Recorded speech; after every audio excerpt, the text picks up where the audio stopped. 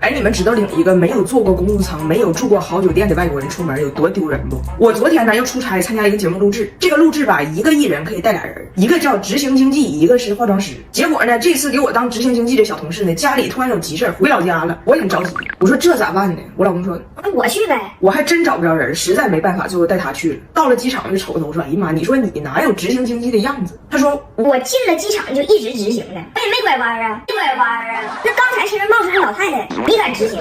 到了机场，客户给订的是商务舱，那他从小到大从来没坐过商务舱。上去之后，那个嘴脸呢，啤酒、饮料、矿泉水，所有东西喝2罐。人家问他吃啥，他把菜单仔仔细细看了一遍，问人空姐：“这晚餐太贵了吧？牛排、鳕鱼都600-700，一个破鸡胸肉还435。”空姐说：“街上晚餐都是免费的，您看的数字呢是卡路里，是卡路里。”然后我俩本来吧不挨着，空姐看我旁边的座位没有人，就把他从前面给调过来了。他坐下之后呢，就喜欢人公务舱发这个拖鞋要带走，然后他坐在11F，他趁人不注意跑回他原来座9H，脚上穿的是11F的拖鞋，把9H拿回来的和我的拖鞋都塞书包里了。下飞机的时候，空姐就要过来跟他说话，他拒绝，一切目光对视，妆没看着，蹭蹭往出走，都上100度车了，我都跟不上。我说你跑啥呀？他说我不穿着那拖鞋呢吗？可能是空姐发现了不让穿走，我妆没看着，赶紧跑。我说那你自己鞋呢？他说完了。落飞机上了，落飞机上了。回到宾馆，我才发现他把飞机给的手绢都拿回来了，还把我的精华拿回来了，以为飞机给的呢。我说那是我的夸迪学生4号，一次1支，贼好吸收。它这个水油同补抗老级修护屏障，看着贵妇，但涂起来清爽，效果也不错，适用于多种肌肤，不仅养肤还增弹滋润。第2天上妆，避免出油卡粉。自抛的材质充分维持这个水油小分子结构。每次出差我都带上一把。到了酒店，人客户给每一个人开了一个房间，但是大家知道我跟我的执行经济呢，就住一个屋就行。我说就开一个房间，另一个就别开了。他说必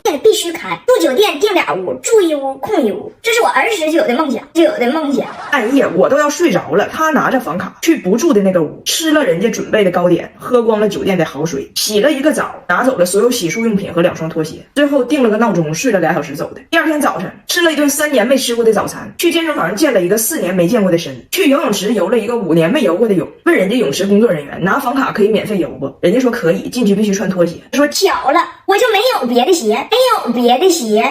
但是爱占便宜吃亏这个事儿多少是有点依据的。我们出差呢是有餐补的，你得拿着发票人给报销。我工作那天忙就光吃个盒饭，餐补1分钱没用，但只有当天有效。他就难受了，下午5点多钟开始摇人，突然联系他妹妹的小学同学，俩人可能在加拿大就20多年，一共见过3面吧，要找人叙旧。见了面哈，俩人就都不知道彼此姓啥，就尬聊。我老公敬人酒似的，这个加拿大人不多，在中国的加拿大人更不多，有一个算一个都是朋友。聊差不多了，人服务员拿扫码机来买单来了，大胖姐咔嚓人，因为你不要动，你别动，这是在中国。然后就掏出付款码要买单，说开发票。服务员说今天店里机器坏了，开不了发票。开不了发票。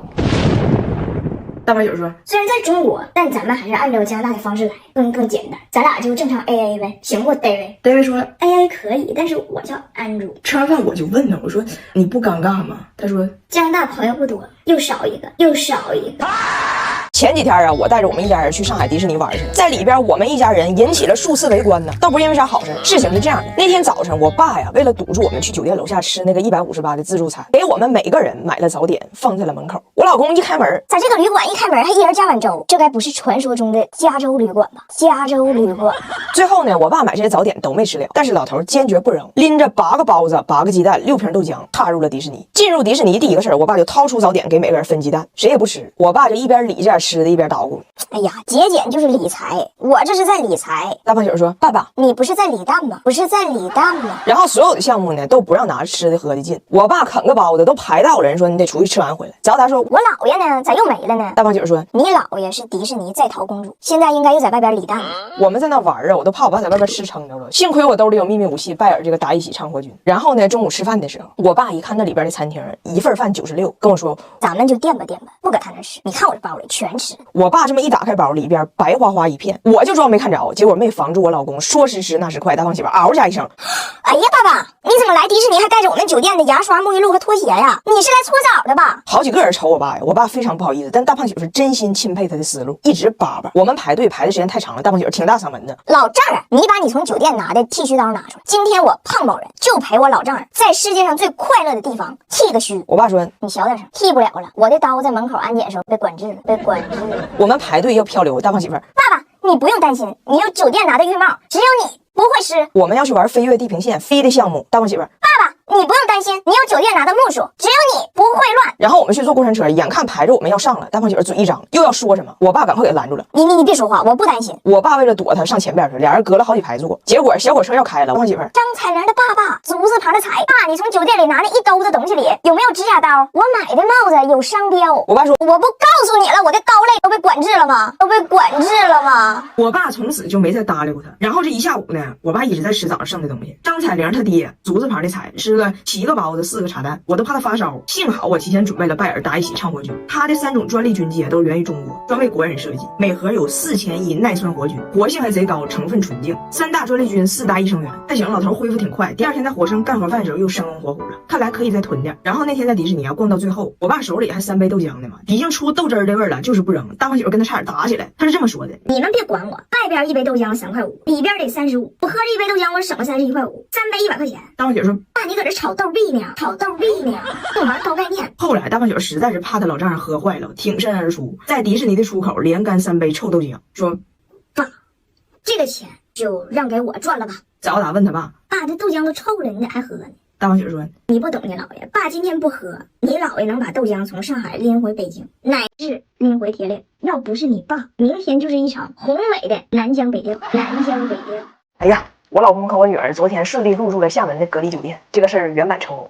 我昨天还说呢，我说我这个段子的源泉呢，终于漂洋过海回来了。只要他隔离一出来，我的素材就出来了。结果人还没从隔离出来呢，素材都往出崩。就跟他一趟航班回来的呢，还有个外国人跟他重名。外国人吧，本来重名就多，再加上我老公这名起的也是波澜不惊的，相当于外国名中的王涛吧。但是跟他重名这个王涛呢，人是个狠人，人在大使馆工作，属于仕途王涛。好巧不巧，到了酒店办理入住的时候，人家工作人员就把他俩弄混了，把我老公当成了那个大使馆王涛，上来就非常客气的说：您好先生，大使馆那边已经来过电话了，欢迎您来到中国厦门。你说但凡思维正常一点的人都能发现这个事儿有一定的异常，但是我老公因为极度亢奋，他产生了一定的幻觉。他的第一反应是：我回国这个事儿意义这么重大吗？就是大使馆都知道了。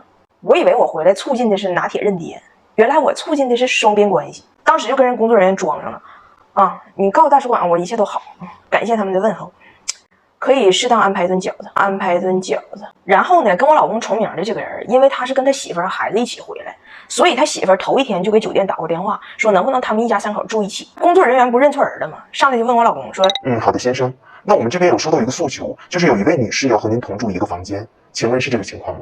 我老公一听懵了，张女士啊？工作人员说：不是，是刘女士啊。我老公说：谁的诉求啊？大使馆的。对方说：是您的爱人呢，昨天给我们打的电话。我老公说：我的爱人那么爱我吗？那么爱我吗？他刚在酒店办理完入住进屋，我以为得多疲惫呢，但他极度兴奋，他太想念中国饺子了，就第一件事一定要点外卖点饺子。我说那中国字你能看明白，我给你点吧。他说不用，我最近在用这个汉语教学软件，就我现在能识别很多汉字，我自己都搞定。等到晚上点的饺子终于到了，他最想念的就饺子，给他急坏了，扒一盒子刚加造诣，发现有点拔牙。还是我女儿先发现了问题。爸爸，厦门本地人吃饺子都是带椰蓉的吗？